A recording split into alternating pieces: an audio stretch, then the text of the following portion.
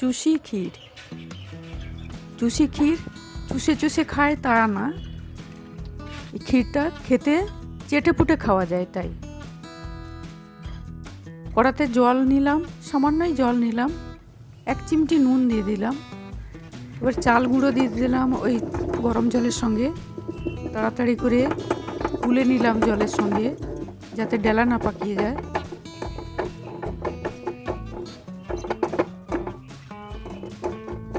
এবার চাল গুঁড়ো, মাখা চাল গুঁড়ো একটা পাত্রে নিয়ে ঢাকা দিয়ে রাখতে হবে। হাঁড়িতে দুধ নিয়ে নিলাম 1 লিটার, তাকে ঘন করে ½ লিটার বানিয়ে নিলাম।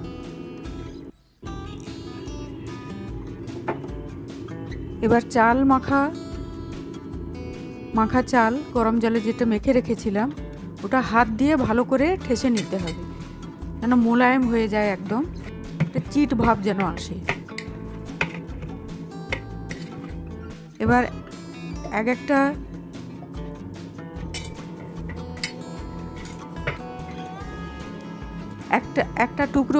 একটা টুকরো নিয়ে একটা সুতোর মতো বানাতে হবে, দড়ির মতো বানিয়ে নিলাম। সেখান থেকে টুকরো টুকরো করে কেটে ছোট্ট ছোট্ট চাল বানাতে হবে হাতে। একটু কষ্ট হয় ঠিকই, কিন্তু দেখতেও ভালো হয়। আর বাড়িতে বানানো জিনিস, নিজের হাতে বানানো জিনিস খেতে তো সবারই খুব ভালো লাগে। তাই বানিয়ে নিলাম চুষি, হাত দিয়ে চাল গুঁড়োর চুষি।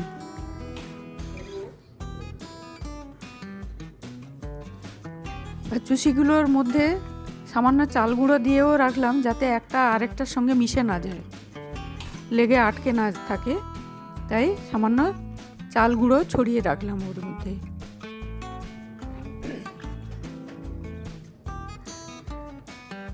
চুষি ক্ষীর খেতে খুবই ভালো লাগে শীতকালে। শীতের মনে হয় চুষি ক্ষীর খেলে যেন শীতকালটা যেন কোথাও হারিয়ে না যায়, যেন সব দিনের জন্য থাকে। এবার হাঁড়িতে যে দুধটা ফোটানো ঘন করা দুধের মধ্যে ওই চুষিগুলো দিয়ে দিলাম।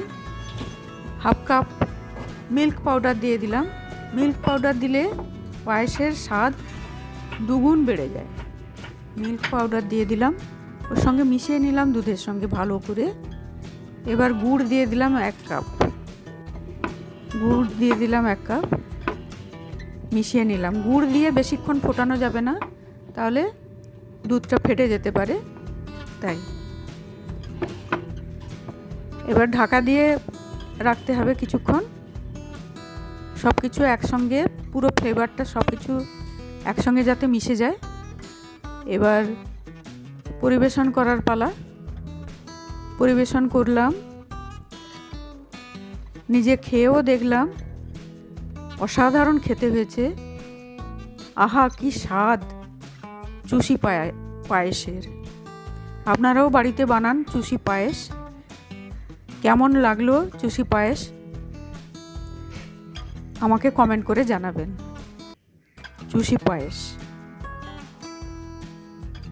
আজকের এই রেসিপি এত দূরই পর্যন্ত। আবার দেখা হবে নতুন রেসিপির সঙ্গে আপনাদের সঙ্গে। আজ তবে আসি, নমস্কার।